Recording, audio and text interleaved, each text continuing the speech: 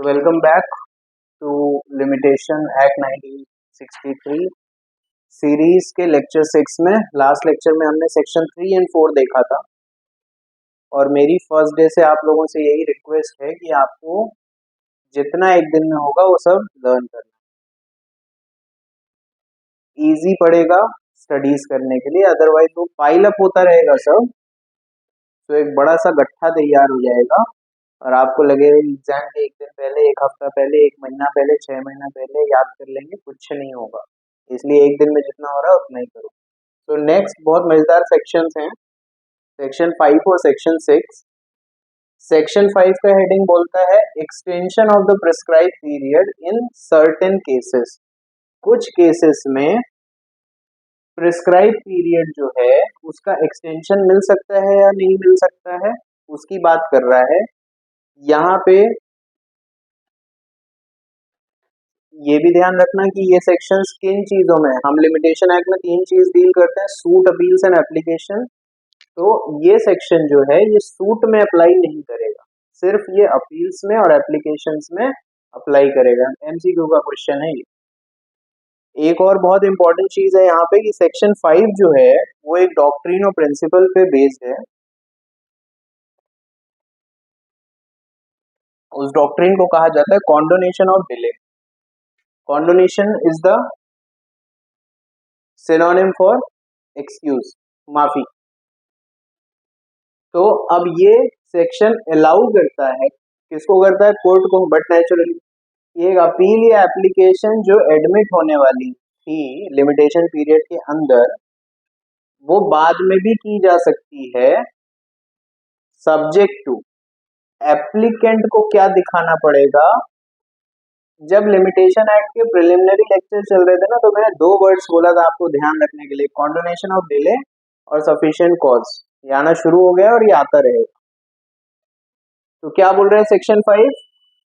Allow कर रहा है किसी अपील या एप्लीकेशन को एडमिट करने के लिए इवन आफ्टर लिमिटेशन पीरियड उसका एक्सपायर हो गया है, अगर एप्लीकेंट शो कर देता है सफिशिएंट कॉज। डिले की वजह अगर वाजिब है, अगर जेन्युइन है, तो कोर्ट बिल्कुल कंसिडर करेगा। इसका एक एग्जांपल समझो। एक बंदा था, उसको एक अपील फाइल करनी थी 90 दिनों के अंदर। उसका जो टाइम पीरियड ऑफ लिमिटेशन था, अवधि था, वो पीरियड था 90 दिन।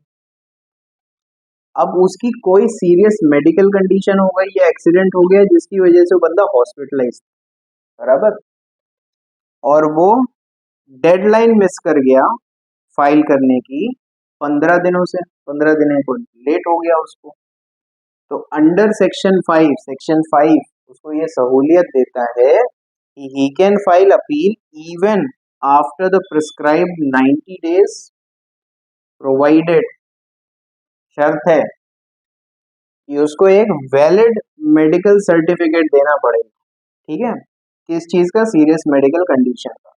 तो ये जो सर्टिफिकेट होगा उसकी सीरियस मेडिकल कंडीशन का, सीरियस मेडिकल कंडीशन मानी जाएगी सफिशिएंट कॉज। मैंने आपको पहले ही बोला था कोर्ट और जजेस जो है वो दोनों ही पार्टी का भला करने के लिए बैठते हैं, जस्टिस दिलाने के लिए बैठते हैं, न्याय दिलाने के लिए बैठते हैं।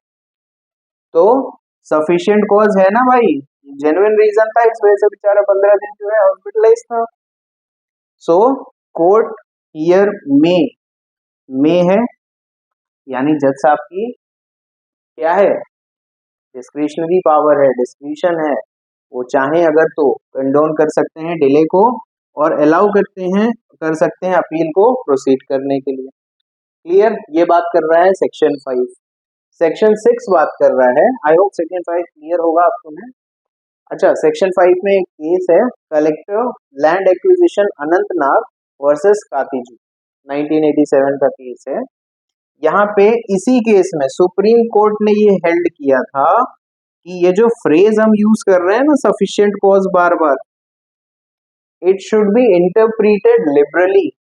इसका अप्रोच जो है लिबरल अप्रोच रखना है, इसका ब्रॉड अप्रोच रखना है, नैरो माइंडेड अप्रोच नहीं रखना है।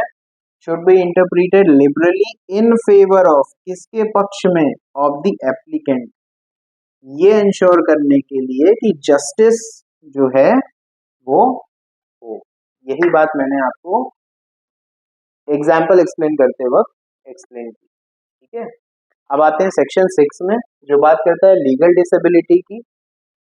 तो ये भाई सूट्स में एप्लीकेबल नहीं होते, अपील एप्लीकेशन में एप्लीकेबल होते हैं। लीगल डिसेबिलिटी जो है ये अप्लाई होते हैं सूट एंड एप्लीकेशन में, नॉट ऑन अपील। ध्यान रखना ये भाई, ये है एमसीक्यू के जोरदार तीर जो चलते हैं एग्जाम के दिन। ठीक है, अब मान लो एक बंदा, डिसेबिलिटी कौन कौन सी होती है, माइनर है, इनसेन है, इडियट है, या अन्य किसी प्रकार से किसी तरह से डिसेबल्ड है। कब, एट द टाइम जब कॉज ऑफ एक्शन अक्रू कर रहा है, जब उसको कॉज ऑफ एक्शन लेना है, उस दौरान वो या तो माइनर है, माइनर यानी 18 से नीचे, मेजॉरिटी नहीं अक्वायर किया है, इनसेन है, पागल है, क्रेजी है, मैड है, इडियट और अदरवाइज डिसेबल्ड। तो क्या कह रहा है कि लिमिटेशन पीरियड जो है ये तब स्टार्ट होगा जब डिसेबिलिटी सीजेस। उड़ाओ डिक्शनरी देखो, सीजेस का मतलब क्या होता है। तो डिसेबिलिटी जहां पे खत्म हो जाएगी, लिमिटेशन पीरियड वहां से शुरू होगा। डिसेबिलिटी जहां खत्म हो जाएगी, लिमिटेशन पीरियड वहां से शुरू होगा। इसके एक्सप्लेनेशन में मैं फिर रिपीट कर रहा हूँ, बेयर एक्ट पढ़ना छोड़ना नहीं, बेयर एक्ट को बिल्कुल नहीं छोड़ना है। मैं यहाँ पे आपको सेक्शंस के जिस्ट निकाल के दे रहा हूँ। ठीक है, बेयर एक्ट को पढ़ना छोड़ना नहीं। इसके एक्सप्लेनेशन में आपको दिया है कि माइनर वर्ड जो इस्तेमाल किया गया है उसमें चाइल्ड इन द वूम भी इंक्लूड होगा, चाइल्ड इन द वूम। ठीक है,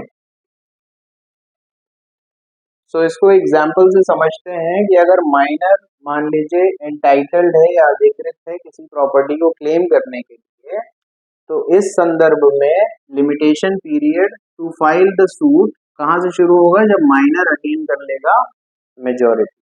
क्लियर। इसका केस लॉ एक है Laxman Das versus Jagat Ram and others, 2007 का केस है। यहाँ पे प्लेंटिव जो था वो था माइनर। उस समय जब राइट टू सू, प्लेंटिव जो था क्या है, माइनर। माइनर मतलब उसको वन ऑफ द डिसेबिलिटीज है।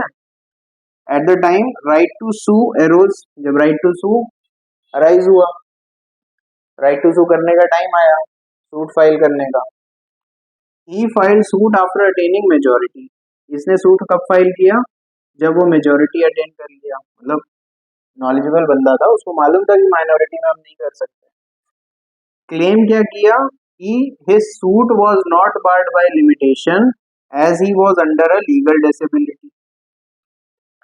He claimed that his suit was not barred by limitation as he was under a legal disability which was minority, जब ये एक्शन, जब कॉज ऑफ एक्शन अरोज हुआ था। तो उस समय क्यों नहीं कर पाया, क्योंकि उसने बोला ना माइनर थे, माइनर तो डिसेबिलिटी है, लीगल डिसेबिलिटी आपने लिखा हुआ है कि आप माइनर हैं तो नहीं कर सकते, नहीं किया उस समय। तो इसी केस पे सुप्रीम कोर्ट ने ये हेल्ड किया था कि अंडर सेक्शन 6 लिमिटेशन पीरियड जो है वो तभी शुरू होगा जब डिसेबिलिटी खत्म होगी। तो अगेन रिपीटिंग, लिमिटेशन पीरियड कब शुरू होगा, जब डिसेबिलिटी खत्म होगी। So all about section 5 and section 6। This is the 6th lecture we are recording. पिछले 5 लेक्चर्स में जो भी चीजें हुई हैं उनको अच्छे से याद कर लो, क्योंकि अभी याद कर लोगे तो बाद में मेरी बात जो है वो याद कम आएगी। क्योंकि अगर मान लो जब बर्डन आ जाएगा सर पे एकदम, बहुत सारा पाइल अप हो गया है, पढ़ना है, याद करना, उस समय तुम्हें मेरी ये बातें याद है। सो बेहतर है कि एक दिन में जितना हो रहा है उतना लर्न करके दिमाग में फिक्स करते रहो and keep studying, happy studying. Do like, comment, share and subscribe the channel. Keep sharing, happy study. Thank you so much.